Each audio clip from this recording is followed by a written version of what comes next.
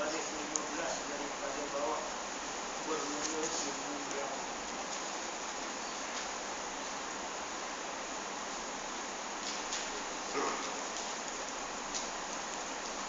tengok muka surat yang ke-6, 15 baris di bawah. Bermula ilmu yang hasil. Bermula ilmu yang hasil dengan salah satu daripada 3 perkara itu. Dia salah satu daripada 3. Kita tengoklah.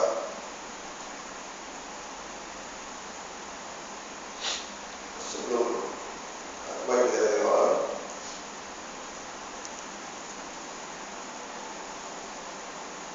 Di situ 1 bermula 1, 2, 3, 4, 5, 6, 7, 8, 9, 10 baik kata.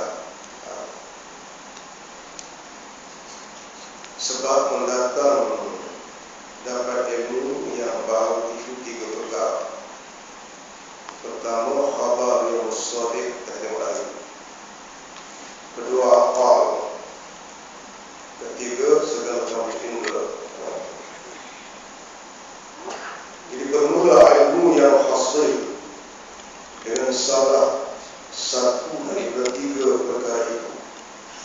Khabar yang shadiq, akal dan juga panca indera. Ada kalanya tasawuf, ada kalanya tasawuf dari bawah, gambaran, tasawuf gambar, dan ada kalanya tasdiq, ada kalanya tasdiq.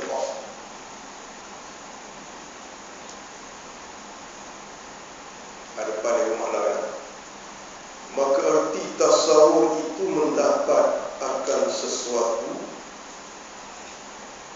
serta tiada dapat memutuskan hukum pengenalan itu dengan nafi dan itsbat. Dapat gambar, bukan dapat dalam bentuk nafi dan itsbat. Bukan contoh ya. Seperti kita tasawurkan makna alam ini, tiap-tiap yang mawjud, yang lain daripada Allah. Alam apa? Tiap-tiap yang mawjud. Mawjud itu dari bawah. Mawjud itu yang ada. Tiap-tiap yang ada, yang lain daripada Allah. Ini dia gambaran. Dia bukan dalam bentuk nafi dan itsbat. Dan erti tasdiq, memperbenarkan, dan erti tasdiq, memperbenarkan. Mana dia? Mengetahui akan sesuatu serta boleh memutuskan hukum pengenalan itu dengan nafi dan itsbat.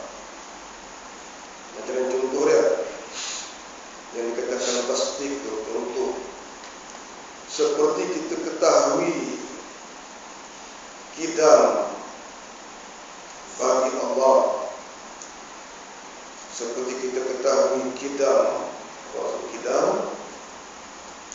sedia kala bagi Allah, maka kita hukum tabit kidam baginya. Tabit itu dari bawah, tetap. Tabit itu dari bawah, bahasa kita mudah ialah tetap. Maka kita hukumkan tabit, kita hukumkan tetap kidam baginya, bagi Allah, dan nafi daripadanya baharu. Dan nafi bila tetapkan kidam bagi Allah, bermaksud nafi daripadanya daripada Allah baharu.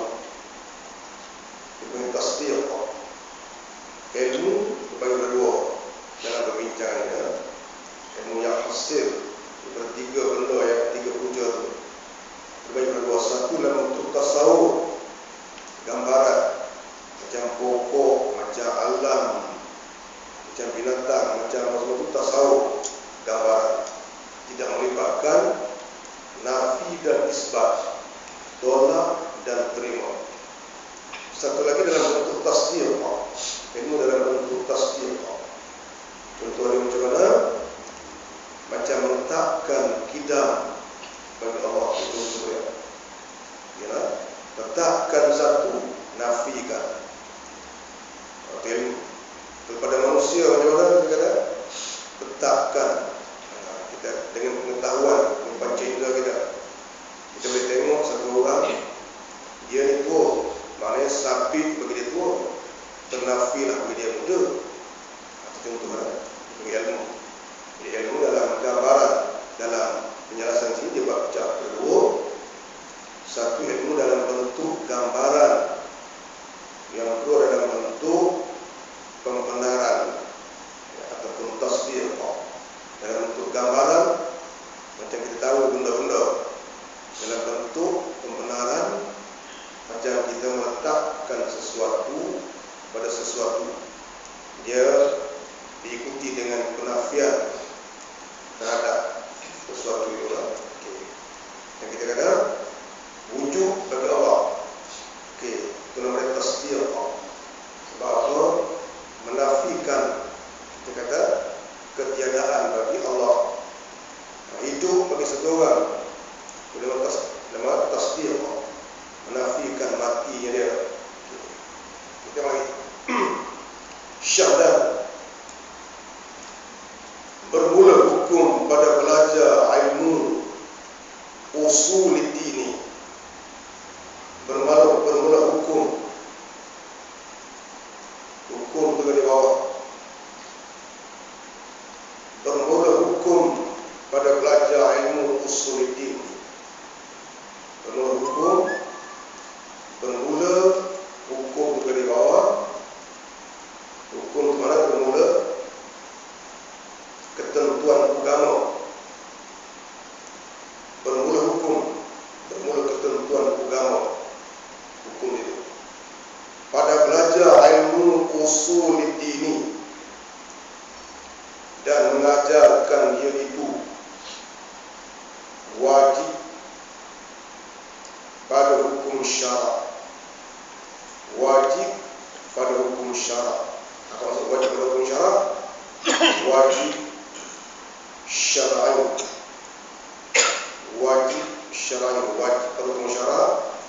Wajib syar'i maksud dia apa dia? Belajar dapat pahala, tak belajar berdosa. Ya.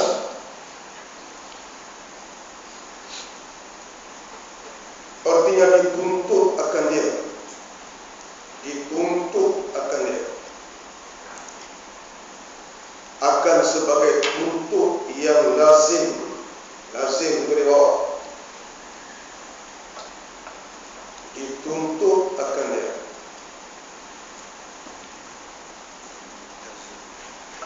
Dituntut kepada bawah. Artinya dituntut akan dia. Dituntut di sini mana dia? Disuruh, diperintah, disuruh akan dia akan belajar. Akan sebagai tuntut, akan sebagai suruh yang lazim. Lazim itu dari bawah. Lazim itu maksud dia wajib, yang mesti, yang lazim.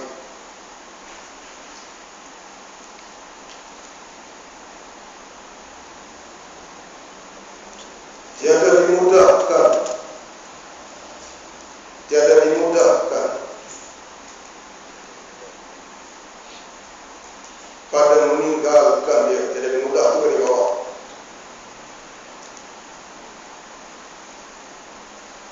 Tiada dimudahkan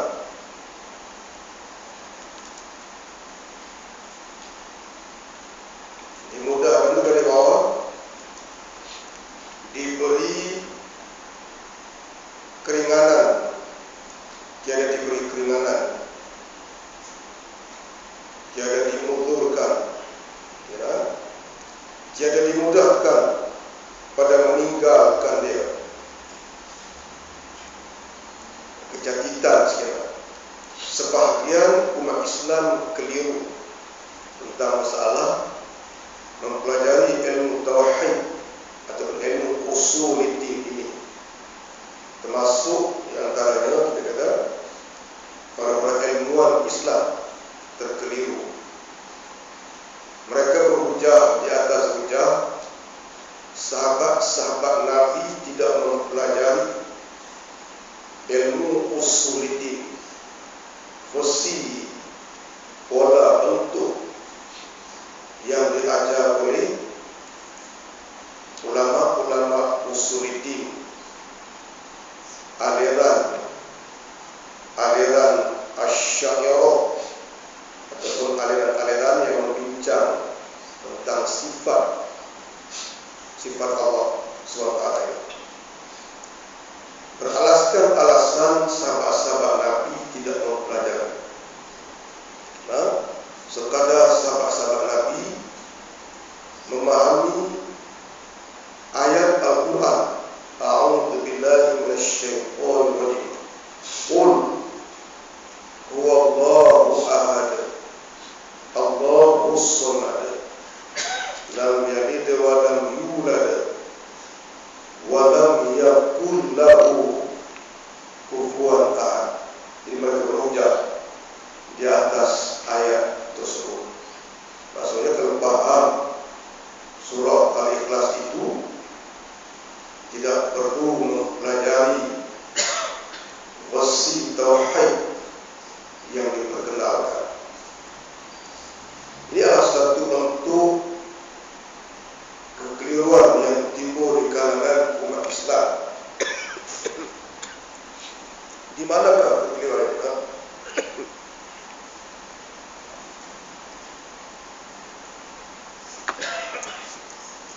Kekeliruannya ialah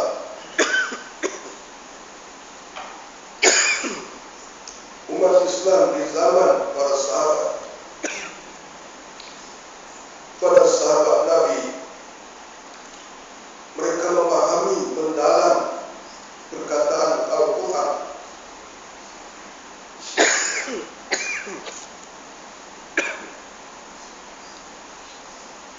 melepasi dari bertafsir. Mereka tengok ayat Quran itu lebih daripada tengok tafsir. Faham ayat Al-Quran itu. Jadi pada mereka tidak timbul uraian untuk memahami perbincangan sifat Allah Subhanahu wa Ta'ala. Kekuatan kepahaman mereka terhadap ayat-ayat Allah Subhanahu wa Ta'ala. Adapun generasi baru kita, jangan kita baca ayat Quran, kita baca tafsir, kita tak faham lagi. Oleh kerana itu para ulama tauhid membentuk satu disiplin ilmu bagi menguraikan perkara tauhid dalam bentuk sifat ini.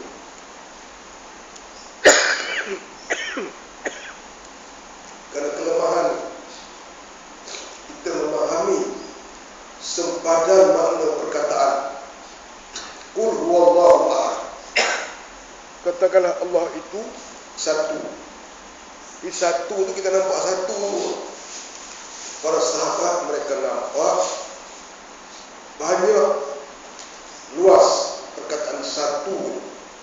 Antaranya ialah mereka memahami Allah itu tidak sama dengan apa-apa yang baru daripada apa-apa suruh. Mereka nampak jelas Qul huwallahu ahad itu satu. Jadi kita nampak satu tu ya. Mereka memahami sempadan makna perkataan itu. Jadi para ulama yang selepas daripada sahabat membentuk disiplin ilmu ini, kerana selepas daripada zaman sahabat sudah timbul pandangan-pandangan yang tidak tepat tentang ketuhanan Allah Subhanahu wa Ta'ala. Itu yang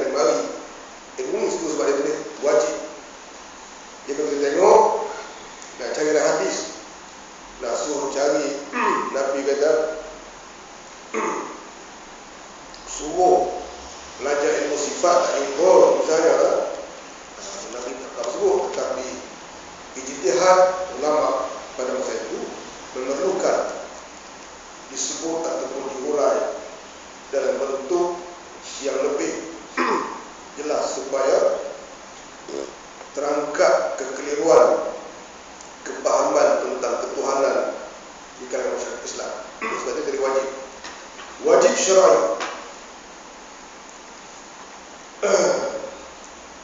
Bermula hukum belajar ilmu usuluddin dan mengajarkan iaitu wajib pada hukum syarak. Hukum syarak atau di bawah pada agama syarak. Artinya dituntut akan dia, diperintah akan dia, akan sebagai tuntut yang lazim. Tiada dimudahkan, tiada diringankan pada meninggalkan dia. Itu bunyi. Kemudian maka dibahagi akan wajib pada syarat itu atas dua bahagi. Wajib syarat itu terbagi pada dua bahagi.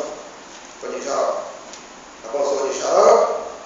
Makna yang mudah ialah wajib syarat itu ialah tuntutan syarat ke atas kita, diberi pahala sekiranya kita melakukannya, dan dijanjikan diancam dosa kalau kita meninggalkan. Ini wajib syarat.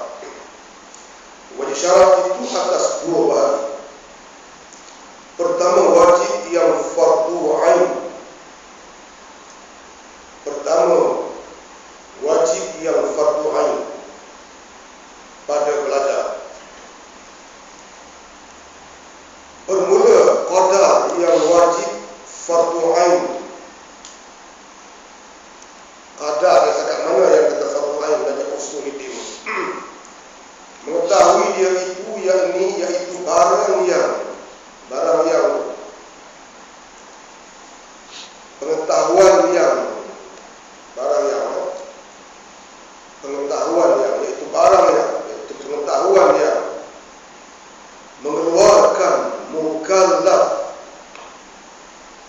mengeluarkan mukallaf daripada taklid. Taklid itu dari bawah mengikut tanpa hujah. Daripada taklid itu mengikut tanpa hujah. Jadi panggil taklid.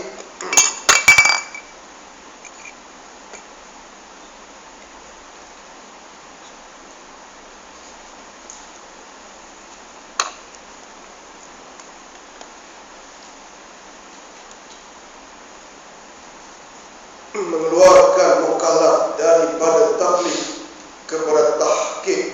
Tahqiq itu dari bawah. Keyakinan di atas hujah.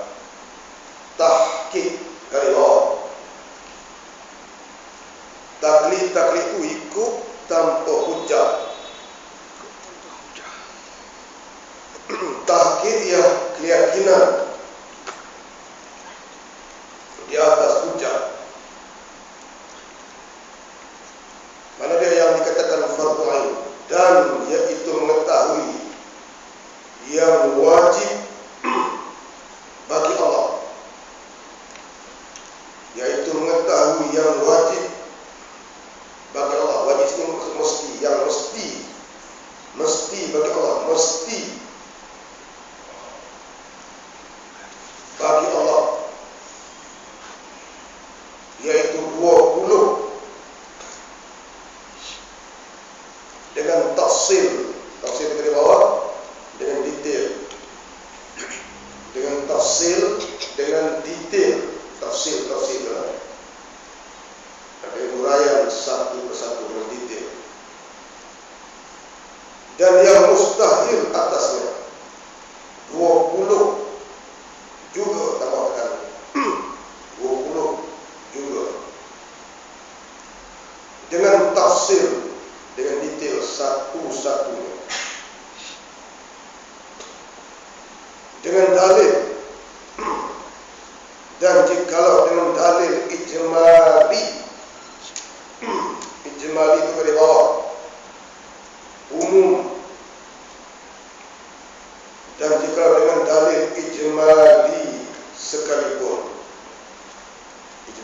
dari bawah, dalil umum.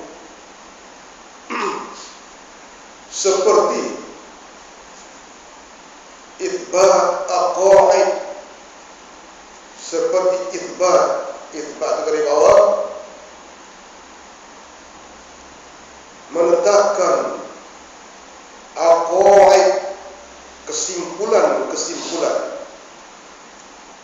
menetapkan kesimpulan-kesimpulan yang 20 sifat, tambah sifat yang 20 sifat itu dengan dalil baharu alam ini.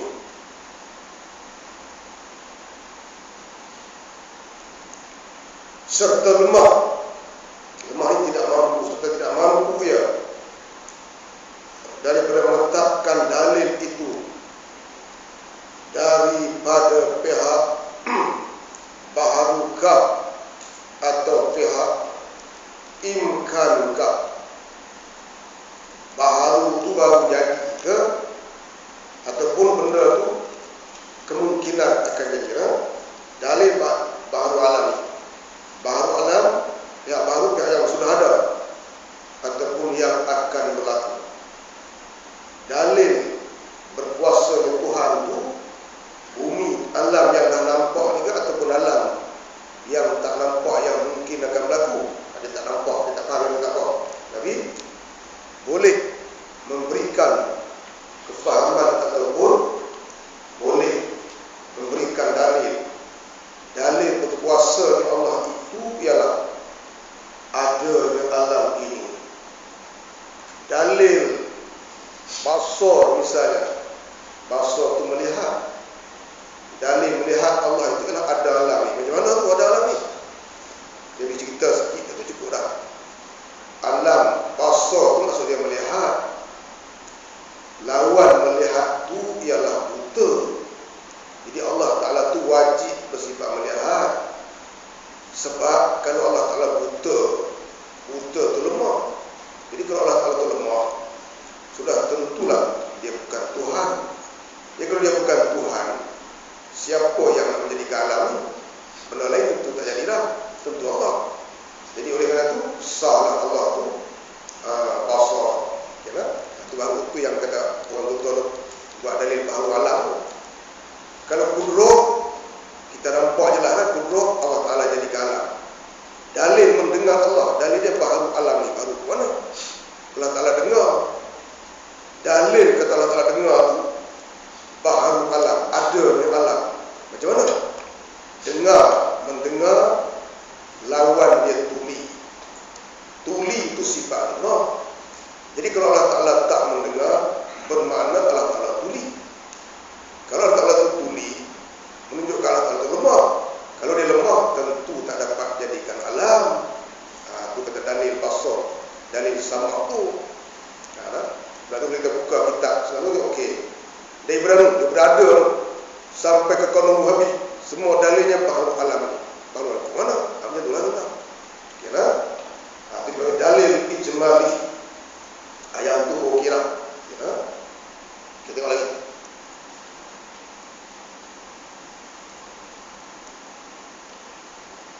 Atau pihak keduanya, yang alam yang baharu ke, alam yang imkan yang akan berlaku ke, atau keduanya, dan lemah pula hendak menolakkan syubhat yang datang. Apa maksud syubhat datang? Bila kita hujah ya, tak nampak orang tua dia dah faham lah. Kita pergi tanya waktu ni, tuk macam mana tuk. Habis telah, apa mana? Tak tahu aku. Yang tu orang lepas tu. Jika boleh bidalil walaupun tidak mampu untuk menolak hujah syubhat yang datang dia, hendak membinasakan dalil yang ia mengambil dalil itu. Okeylah, dia boleh jelaskan dalil baharu alam ini. Nampaklah dalam kuasa. Tapi kalau kita tanya, tak nampak aku. Okeylah, yang tu pun kita kata dipanggil lepas fardu aidah. Sebab masalah hujah tu masalah lain pula. Dia pergi kepada fardu kifayah pula. Tu opah-opah atuk-atuk kita kampung. Kalau kita tanya dia macam kita. Hujah sini habis lah opah tu. Kena tak kira tu. Maka dalil, maka dalil.